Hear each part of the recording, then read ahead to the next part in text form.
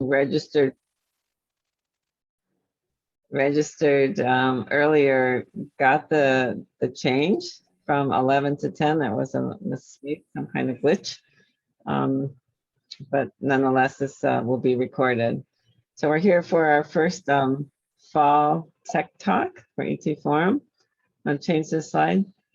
We're going to talk about Industry 4.0 with FloridaMakes business advisor Dave Dragon, and we'll spend a little bit of time talking about the results of the caucus, if we have time towards the end. The caucus events that we held over the last year with support from NSF, looking at these same skills, but really focused on where they are in technician education for manufacturing. So that's me, and welcome everyone from Flate. Next slide. So I just went through this agenda briefly. We'll just do our more formal introductions, and then Industry 4.0 with what's happening in Florida, and then some of those impacts on our ET degree and technician education in general. Where these skills, which ones are appropriate for technicians, and which ones, what kind of courses would they go in? Next slide. There we go. So just one or two slides here about Flate. So our vision and our work is centered around providing Florida's manufacturers with a world-class workforce education system. And we do have support from the Florida Department of Education for some of our work through FloridaMakes. All right, next. And I like to put our work in these four buckets or four icons now. We work to make the programs the best they can be. Certainly that requires strong curriculum, strong and relevant curriculum. That's some of the work we'll be talking about today. Making sure there's enough students to meet industry's needs. So a lot of outreach and student recruitment, making students aware of career pathways that are available for manufacturing. We provide professional development for educators, both in pedagogy as well as content. And we also do some work with technician education research. That's making sure that we can stay on the cutting edge of how people teach. Next. And so now we are going to turn it over to Dave and let him tell us about Industry 4.0 through the lens of manufacturers. And I'm just going to say, if you have any questions or comments, please put them in the chat. And Dave, you can take it away. All right, thanks, Marilyn. So my name is Dave Dragon. I'll have an intro slide coming up after this one. We're going to do a little brief intro. We'll do an overview of Industry 4.0, all of the technologies associated with it, and then talk about how FloridaMakes likes to engage with clients. So we'll go through this today, and there we go. So I'm a business advisor with FloridaMakes. I've been focusing on Industry 4.0 technologies of operations and technology consultant. I've been in manufacturing my entire career, bachelor's degree, MBA, and I'm a Six Sigma black belt. And I'm also the author of a book, I Solve Mysteries, which is about how to do operational transformation and optimization projects. So that's a little bit about me. I'm based in St. Petersburg. So Industry 4.0 has been around for a decade now. It started out of the German government, and there's been a lot of progress over the last 10 years of learnings around Industry 4.0, what works and what doesn't work. So it's nothing new. It's been around again for a decade now, and we are seeing more of an acceleration in the adoption of the technologies now, based on a number of things we'll talk about today. So this is a slide about the evolution of our society. We have Industry 1 going back into the 1800s, Industry 2 in the 1900s, Industry 3 in the 20th century, and then now in the 21st century, we're looking at Industry 4.0. And if everybody knows, the internet really changed everything and how we operate around 2000.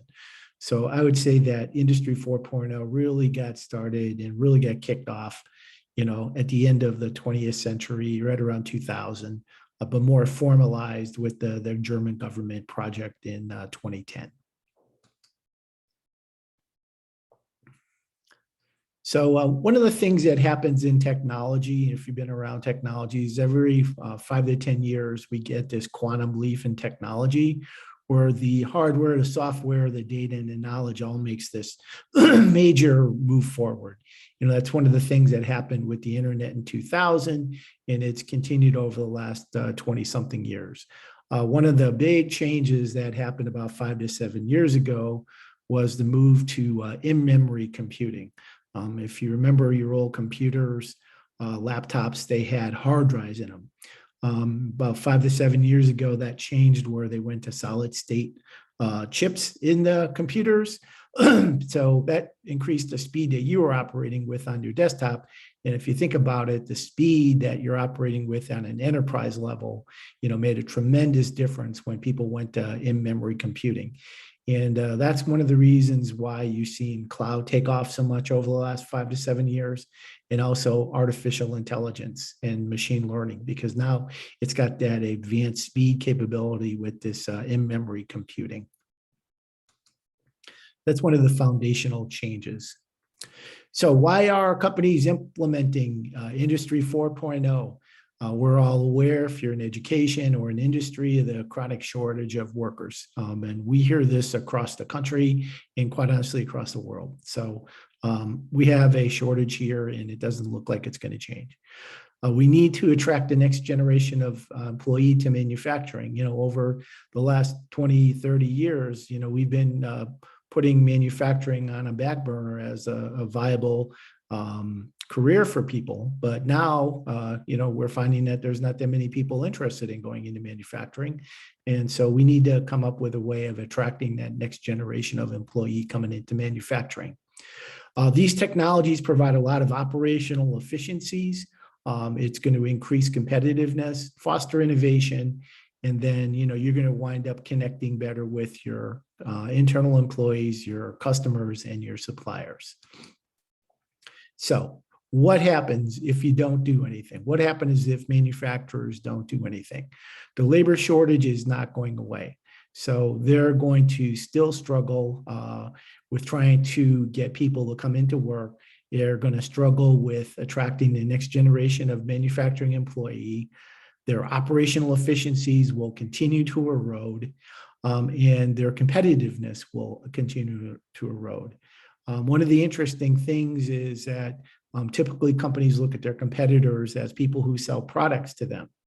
Now what we're seeing is the competitor is the company down the road who has implemented some of these advanced technologies that are now attracting the next generation of employee. So your competitor is the manufacturer who's implemented these, and they're taking the employees, the new employees, and it's causing you to have more shortages. So these all of these are interrelated. Innovation, companies, if they're just stuck in where they are, they're not going to be moving forward. If they don't implement any of these, they're basically going to stay where they are. And they're going to continue to struggle in a connected world with their customers, suppliers, and their employees. So there's a lot at risk if you don't do anything relative to Industry 4.0. So here are the elements of Industry 4.0. There's 9 of them. I'm not going to go into each one here because I have a slide for each one of these technologies. But if somebody asks you, what is Industry 4.0? This is Industry 4.0. These are the 9 enabling technologies.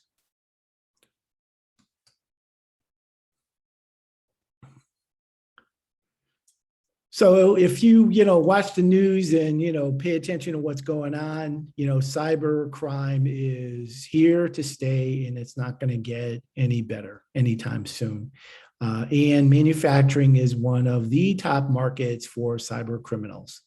So companies need to take a very close look at what they're doing from a cybersecurity standpoint.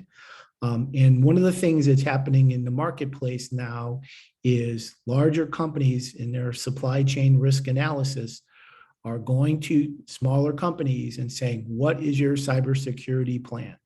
If you don't have a cybersecurity plan, you're not going to be able to bid on work for my company. And what are you doing from cybersecurity insurance?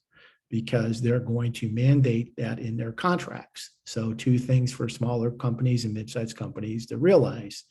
Your big customers are going to ask you, where are you from cybersecurity?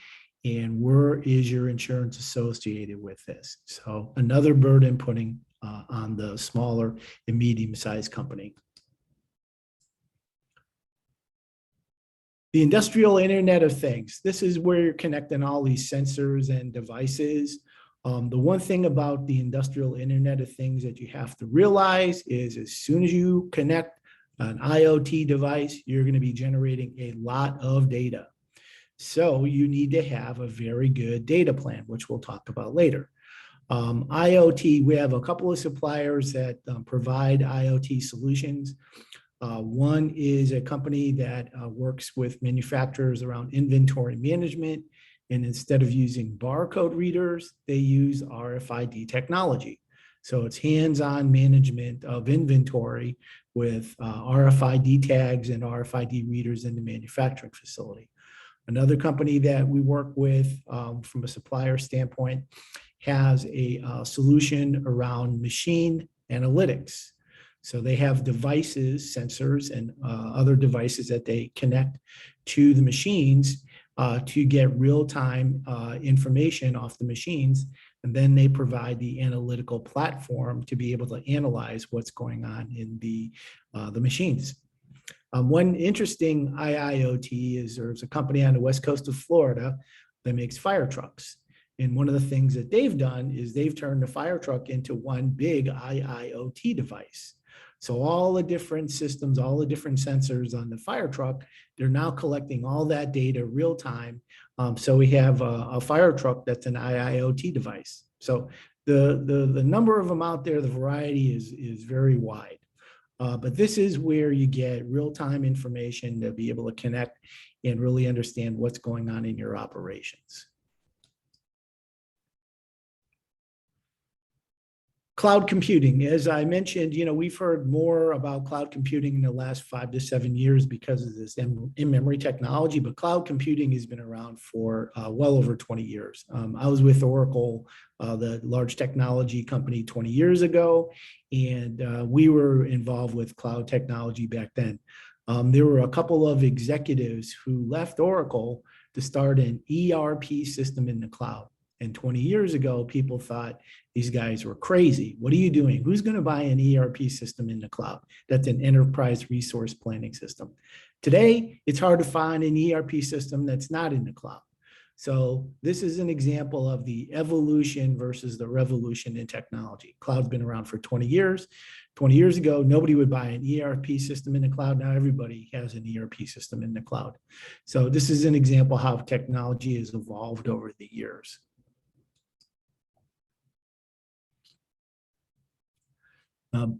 One of the things that they started finding when they put cloud analytics into larger manufacturing plants is that the data was coming at them too fast and too furious to be able to upload in the cloud and do real-time analytics. So what they came up with was this architecture called edge computing. And that's basically putting a device in the plant that collects all the data coming off the IoT sensors and equipment and doing the real-time analytics in the plant on these edge devices. And then what they do is they take the data from the edge device, move it up to the cloud, and then they do the longer-term analytics up in the cloud. So edge is a device. We have a couple of our suppliers, again, who offer edge devices as part of their solutions.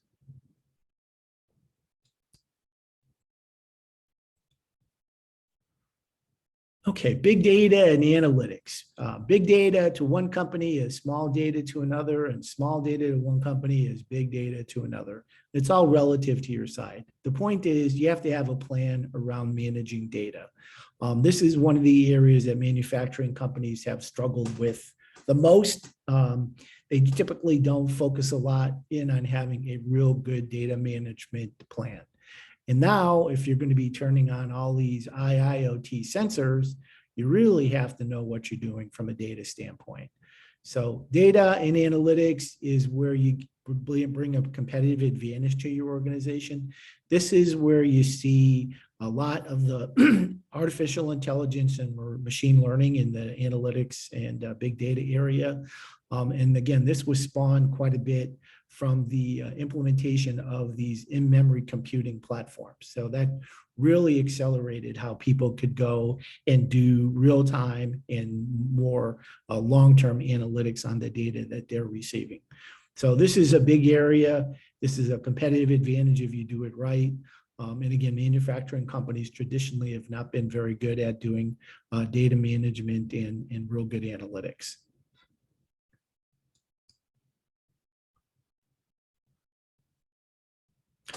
Okay, this is actually a pretty big area, horizontal and vertical system integration. If you're in a larger company, they're going to have many digital systems that they use. So in manufacturing, they may have a design system for designing their products. And they're going to have a product lifecycle management system. And they may have a customer relation management system, CRM system. And then they're going to have their ERP system. And under the ERP system, they may have a manufacturing execution system, an MES. And under that, they may have a maintenance management system. And then going down the line, they may have a warehouse management system, a WMS. And they may have a transportation management system, TSM. So these are all the different technologies that the larger companies have. And this is how all of these different technologies need to be integrated horizontally within the organization and then vertically within the bigger ecosystem. So this is for big companies, this is a big area of work. This is the digital transformation that people talk about. Smaller companies don't have the level of complexity, but they still have the need to be able to do the horizontal and vertical integration of the systems that they do have. And this has always been quite a challenge for a lot of people, but this is an area of how you really do digital transformation, getting all these things talking to each other properly.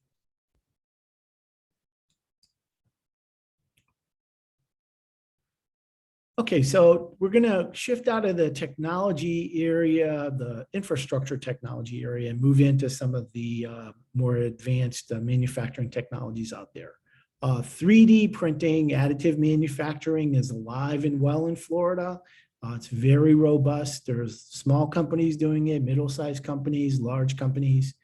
What you see here is typically 3 areas of where they're using additive manufacturing.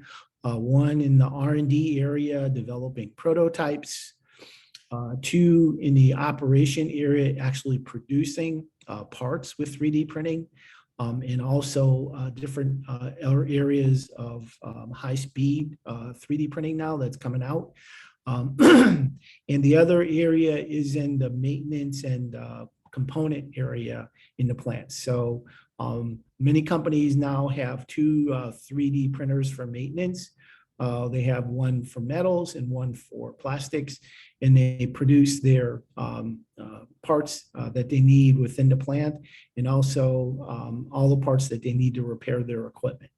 So these are typically the 3 areas that you see people active in the manufacturing area with this: R&D, in manufacturing parts, and also in the maintenance area. Again, this is alive and well in Florida. Big, small, medium-sized companies, everybody's doing some form of 3D printing right now.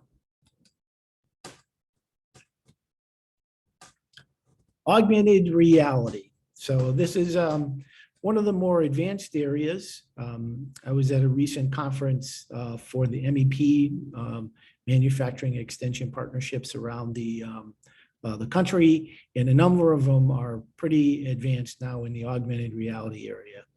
So what do they use these for? One is in the selling area. So companies build augmented reality solutions that help them sell their products. Another area that you see augmented reality is in the field maintenance area. So companies build augmented reality solutions for their field service people and maybe their distributors. So what they do is they do real-time problem solving in the field with augmented reality.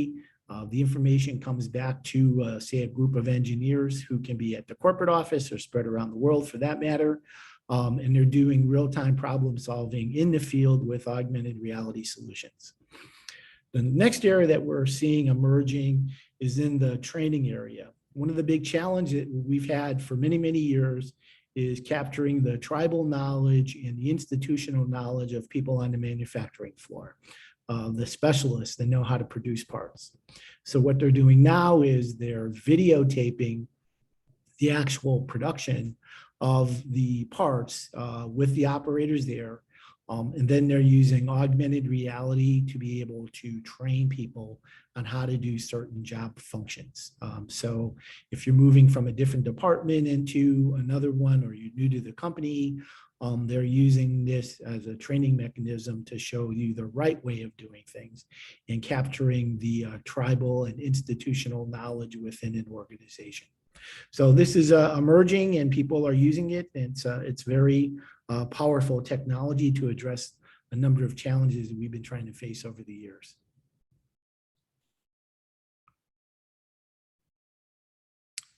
Autonomous robots. Automation is a very, very hot area right now. Because of the labor shortage, people have come to the realization that they are not going to have employees available to do a lot of the work that they need.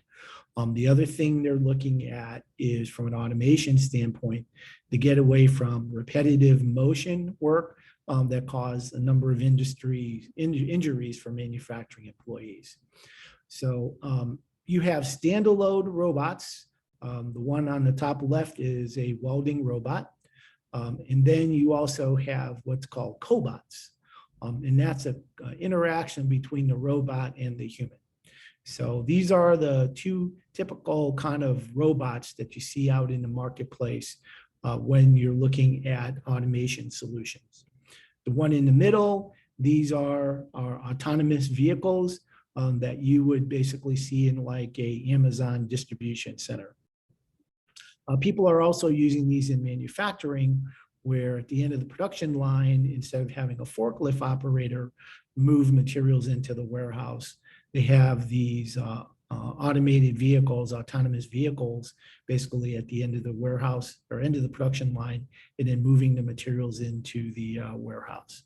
So these are some examples of the physical robots that are out there.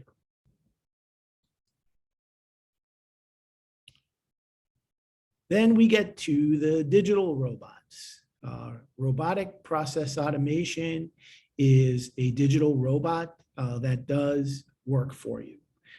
If you think about applying for a job these days and you upload a resume to a website, they're using optical scanning technology to read the resume, and then they take that information, the robot, and puts it into the HR system, and then it manages the HR process in the background along the way. A lot of this started in back office optimization around accounts payable, accounts receivable, training reconciliation, or trade reconciliations. And this has been around for a number of years, picked up quite a bit, again, with recent advances in technology. Intelligent automation is like the next step forward, where they're using the robots to be more predictive in what they're doing. And they're using artificial intelligence, business process management, and again, robotic process automation. One of the areas that you see emerging here pretty rapidly is in the business planning area, both from a financial planning and analysis, because these robots can go very quickly, and they can do multiple passes and simulations and scenarios. So it's an area you're seeing financial planning, and it's also moving into manufacturing, where the people are looking at this to do production planning, detailed scheduling. So having the intelligent automation of planning out the facilities, production planning, detailed scheduling, transportation management. So the move is to be able to have the robots do a lot of that work. And then the people are basically looking at the information and making decisions from that.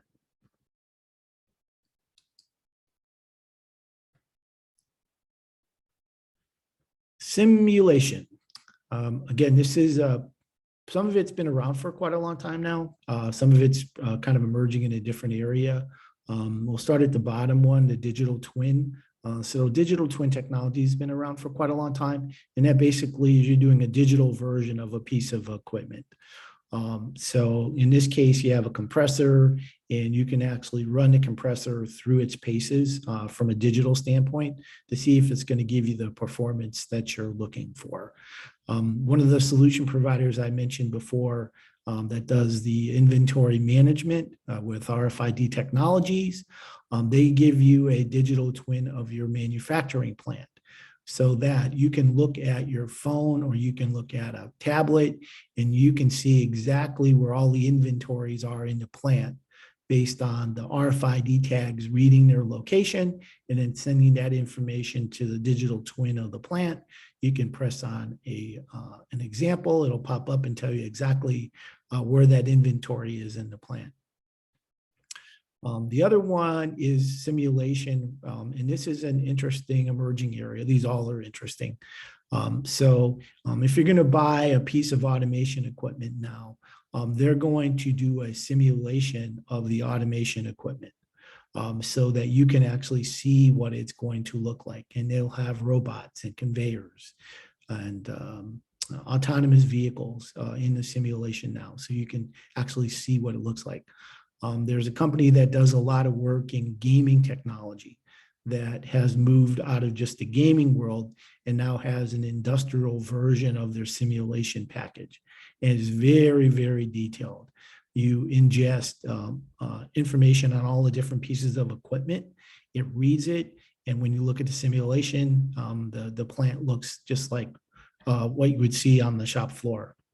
And then the other thing they're using for these simulations is problem solving. So if I've got like a Kaizen event in the plant where I'm trying to problem solve some process flow issues going in the plant, they're now using simulations to simulate what the problem is and using it from a problem solving standpoint. So this is a very interesting area, a lot of stuff going on here right now. Again, this is one of the more advanced areas, but it's actually being used by people all the time now.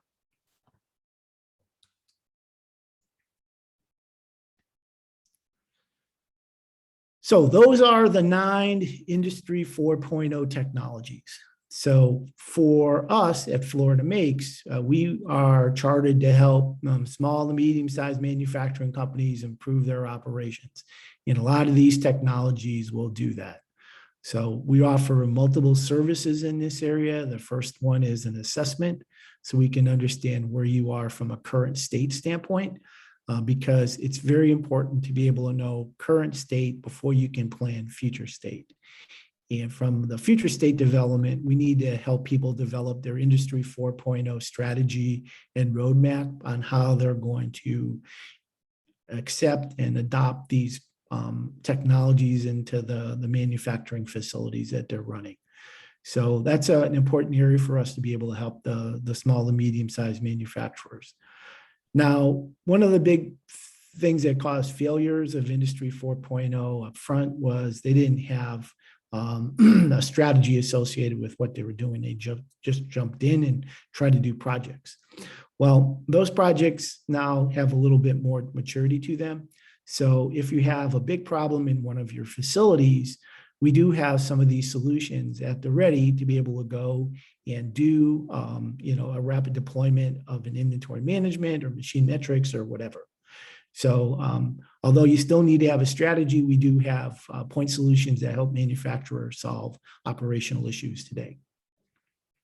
So that is my Industry 4.0. And if you have any questions, please answer those or send them over.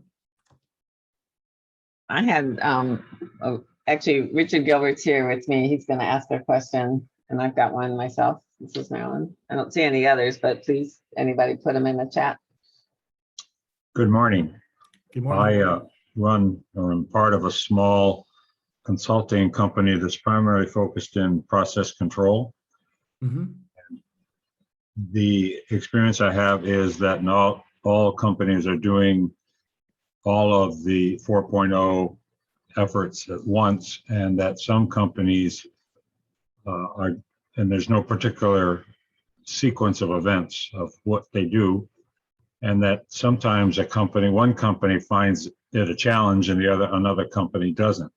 So with that as a long-winded background, what do you think within the next 2 or 3 years is the most likely one of your 9 technologies, or more likely plural, that small and medium manufacturers in Florida are going to take a shot at? Yeah, so the first one really needs to be cybersecurity.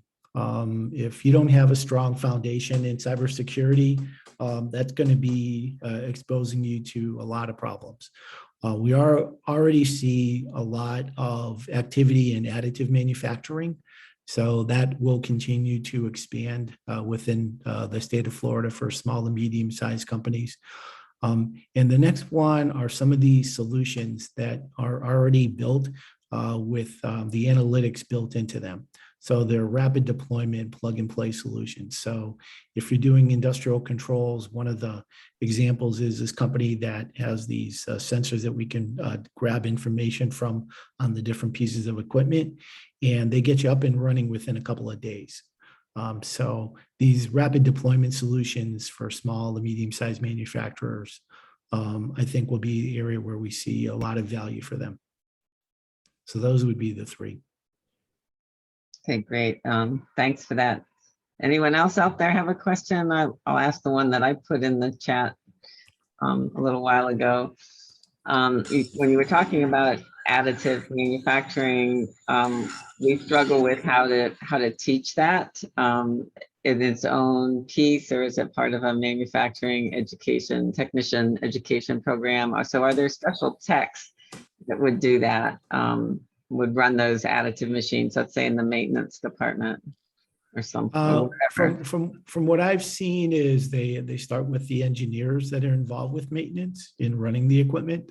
And then they move to be able to train the maintenance techs on how to run the 3D printers. So the first implementation is typically with the engineers that oversee the maintenance area, and then they move into the techs that actually do the maintenance work. So they would be doing the design, for example, for the engineers, making sure they had the design right, and then materials. Is that part of the process? So there? If you've got a maintenance part that you have to produce, you go to the supplier of the piece of equipment and you ask them for their technical drawings on the piece of equipment that you want to produce. And then these additive software systems ingest that information, and they configure the equipment to print the parts based on the design specs that come from the manufacturer of the part. Okay, great. Okay. And then there are some technologies out there where they actually can take some pictures of the parts, and then they go into that software that's in the 3D printer, and they configure the part based on the pictures that they take. So it's done a couple of different ways. Okay, great. And another question I had was about the augmented reality. Mm-hmm. How do they start with that? Is that something else that they decide they're going to deploy for, let's say, maintenance? So a lot of existing data gets aggregated into some other format that ends up displaying itself as augmented reality to Yeah. help them. So they have to decide what places they want to do that. What's the typical place that they would start with maintenance? Or typical process or something like Yeah, that? so if you want to capture the information of a maintenance technician repairing a piece of equipment or doing preventative maintenance on it, then you have a team that videotapes the actual performance of the work. And then they convert that into a augmented reality solution where you can either hold up a device, we can train looking on the device, or they give you the glasses that you can wear, and you look at the work actually being done in an AR environment. Okay. But Okay. it starts with capturing the actual physical activities that the maintenance person is doing. Okay. Okay. I see. Because I can see, some schools thinking about or already doing some adding that training just kind of on how to use it, augmented reality. I guess they're done with simulations in the colleges. I haven't seen that much of it yet, but that might be where they would start, I guess. Anyone Yeah. using augmented out there? It's on the line.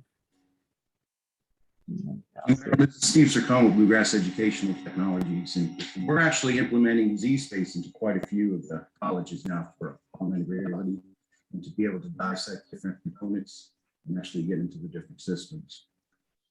Okay, that was a little bit broken up, but I think he said Z-Space, which is a educational product. Would you say, Steve, that Yes, it is. that uses augmented reality to demonstrate lots of different things, I think, in a number of STEM disciplines, including technologies and manufacturing. Yep. It's a great educational tool. Yeah, great. Are you familiar with it, Dave?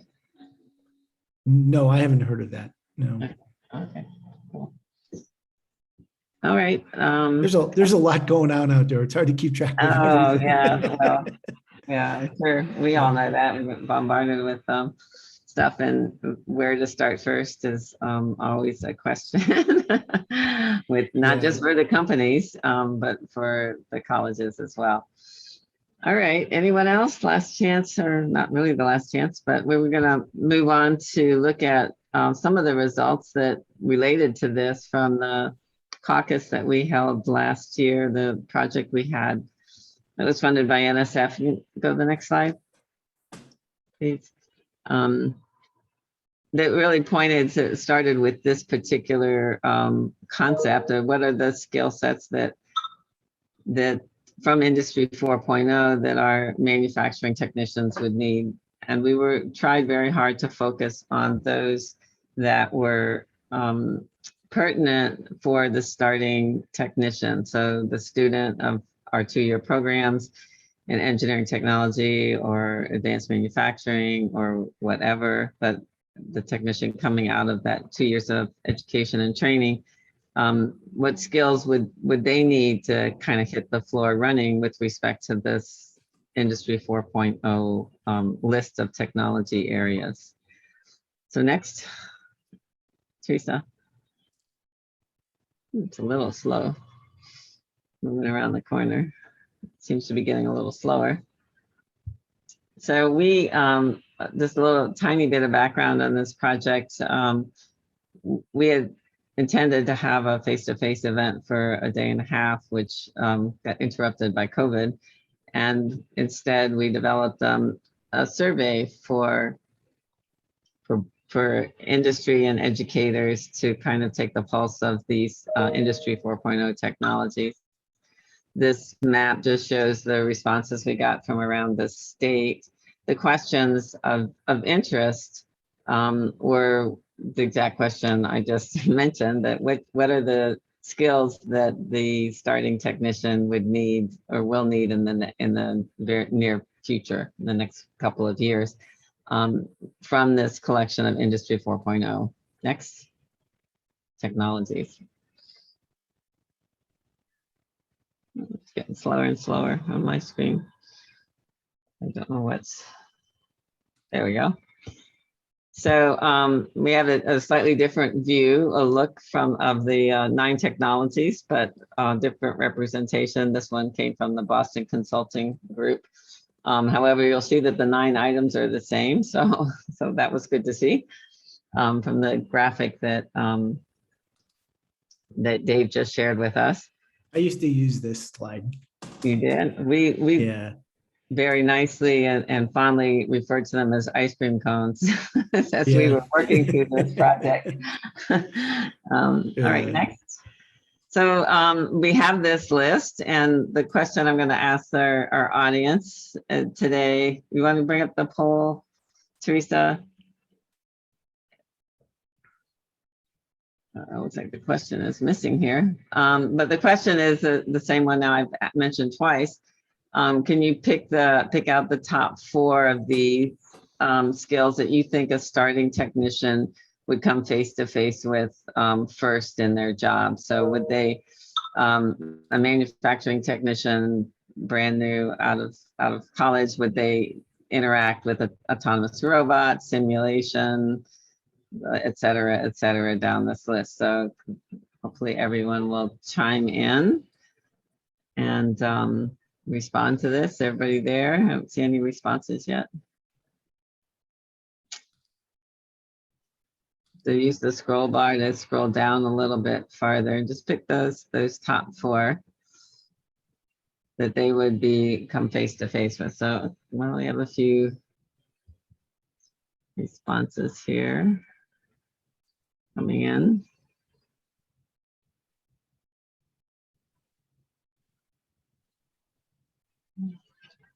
Okay, so there is a second question. I don't know if you scrolled down and answered that already. Oh, thank you all for that. If you're using this in your work, these particular ones that you selected, or in your teaching, in your classes. So let's look at if we end the poll, Teresa, I think we get some results up here, right? Autonomous robot simulation, the cloud.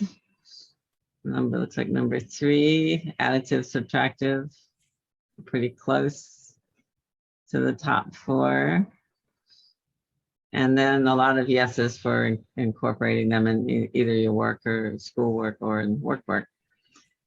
So I wanted to, thanks everyone for that. Pretty good. We're glad to see those results. When we were working through our project, next slide, we identified 4 of these that we, with some research, that we thought that the starting technicians would come face to face with right away. Actually, there's 1, 2, 3, 4, 5 here because cybersecurity is listed. So very much in agreement with the results of everyone else. So we were looking for those pieces that skills we needed to add to the technicians' plan a study. What did we need to add to the courses or be thinking about adding in our courses in the coming years? Right, next. So glad to see there's a lot of agreement on that. A lot of hands-on stuff, but simulation is certainly right up there. So now if there's, just like to go through some of these, or whatever we have time for, to see if you can help share some of the ideas that you have as to what skills about autonomous robots do you think they'll need to be able to do. So a technician goes to work and he's in charge of working on a line or in a development with robotics. Just what would be his or her role, not to leave out the girls. There's some things that specific skills related to robotics that they would need to have. I think, Steve, you might be able to help us with some ideas from your point of view.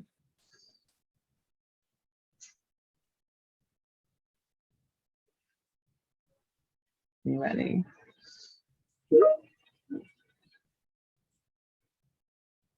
So Marilyn, one of the things that I hear in the marketplace, particularly around robotic welding, is that once they get the robotic welder in there, they are seeing that there's not a need to have a person that is a welding specialist. Okay. So because there's such a short supply of welders, they need to be able to understand how the software works for the robotic welder. And then they start off maybe with an engineer running a robotic welder, and then they can move it to a technician afterwards.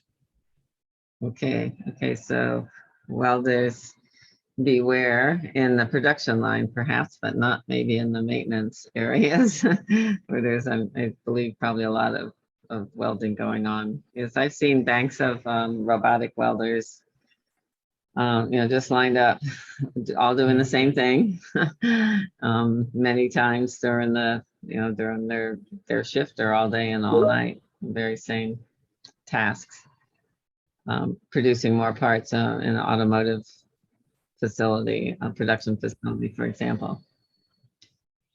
Okay, next. So since you're not so talkative over there in the chat, so we'll just have some conversation about some of these skill sets that were most important for new technicians coming to work. And this one, simulation, actually was above and beyond all of the other responses from the manufacturers that responded to our survey and attended the caucus.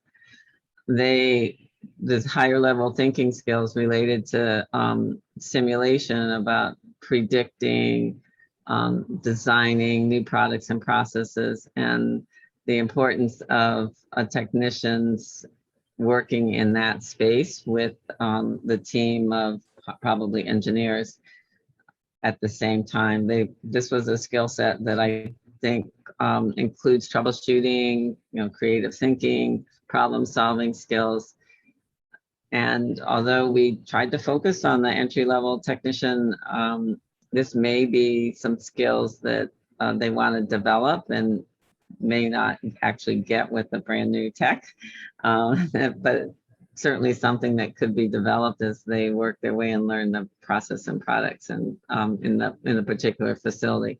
But it was very, very, I think over 60% of the manufacturers that responded selected this particular skill area to work on. Okay, next.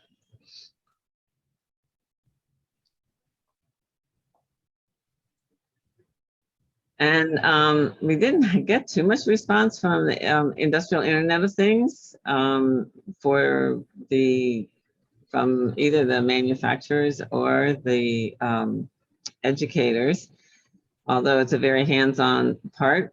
So we kind of assumed that in the beginning that these would be important skills for the entry-level technician. So we may not have worded our conversation with them very precisely enough to indicate that. We think this is where the sensors would come in, some of this machine-to-machine communications, the data storage, those kinds of things. But it was not selected very often. Okay, next. We can stop here and have a quick question for Dave from Steve. It's how does industry gauge entry-level workers skill level in Industry 4.0? Are Industry 4.0 certifications important to companies? And if you know of any that are recognized, did you mention them?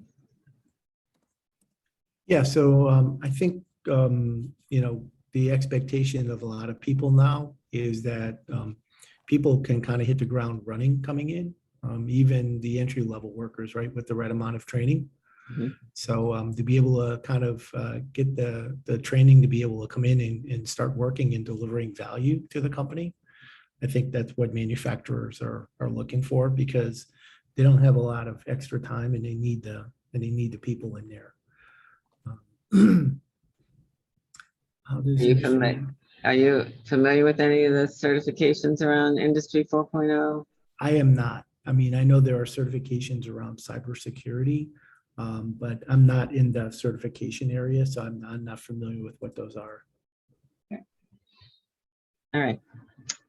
Okay, so back to our kind of summary of some of the results we had from our work and our analysis. Certainly, indicated by many of you, the additive and subtractive manufacturing of materials was a big thing for the starting technicians. Well, we talked about that a little bit earlier for additive techs, that the instructions, of course, typically come from the engineers, and then the technicians would run and operate the equipment and maintain it. So a lot of hands-on skills there that the entry-level techs, and I think most of our programs now have some course or parts of courses where the students design and then use additive manufacturing to produce what they've designed, a product part or something they've designed in general. Yeah, and subtractive manufacturing is not going away anytime immediately. So it's still a very valuable skill to understand how to do subtractive manufacturing. Right. We certainly, I think around the state, we have plenty of machine shops, we might say directly. They are certainly adding more and more automation in those facilities and getting there, but they are still using the basic subtractive manufacturing or machining processes. And I think you're right, they're not going away anytime soon. We haven't quite gotten over that, but maybe down the road, you never know. Mhm. All right, next slide. Which one's next? It's about done with the ones that we reviewed. And then cybersecurity. This is a topic that we struggle a lot with for the technician as to what they need to know. We did hear from a lot of manufacturers that this wasn't a priority for the technicians, except at a kind of an awareness level, maybe more like your personal awareness with your own computing at home. Dealing with it at that level, making sure that you don't answer strange looking emails and don't put thumb drives into machines on the floor and those kinds of things. But as far as and knowing when to call someone when it looks like a problem to kind of troubleshoot were some of the areas, but certainly not much more than being aware. So maybe Dave, do you have any comment on that one for the text? Yeah, no, I would say the same thing. Is companies need to train their employees around cybersecurity. I mean, most intrusions are not done from a technology standpoint. Most intrusions are done by people making a mistake. So right, got it. So that's where people need to be aware. I know colleges have started doing that just for all the employees at the college, annually or every 2 years, doing some kind of cybersecurity awareness training as a required component from our HR.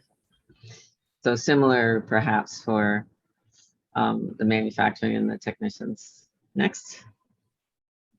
Just want to do one more. Coming up, this is the second one that we have struggled with quite a bit, again, for the technicians.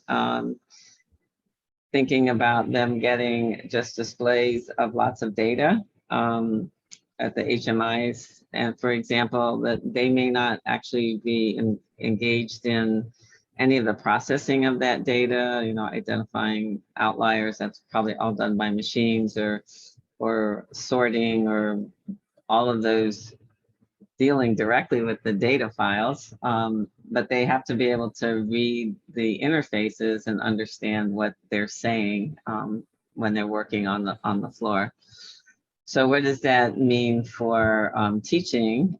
Certainly there's that piece of lots of practice with different visualizations of data that they may run into, and being able to produce them, maybe not. All right, I think that might be the last one. Let's see what else we got. Just about on time. We're like 5 minutes early. We have a few minutes. Anyone have a question you want to ask Dave? My email is david.dragon@FloridaMakes. Oh, sorry. I scooped you up, didn't I? Yeah, I tell you, you that. adopted me, huh? We adopted you. We're like that, but we're a friendly group. So you probably know more than I do about where I'm going next, right? maybe. I don't know. I like the adoption angle. Yeah, there you go. There you go. Well, for today, you're adopted. How's that? I'm adopted today, yeah. But your email would bounce if you send it. So if you want David Dragon, it's just david.dragon@FloridaMakes, all one word, .com, not .org. And wow, I think that's it. If no one has any questions, I can let everyone out of school. Oh, thanks for putting it in the chat. Got your email over there. This session was recorded and we'll be posting it with our others on YouTube channel. And one last chance. Any questions? If not, we'll just say have a great weekend, everyone. And we'll see you next time. We will have another session this fall. It will probably not be until November. And we are working with some folks who are doing AI at the University of Florida to set that up, but we haven't got a confirmed date yet. So we'll be back in touch on that and hope to see you then. Thanks for having me. Nice meeting everybody. Take care. Thanks, Dave.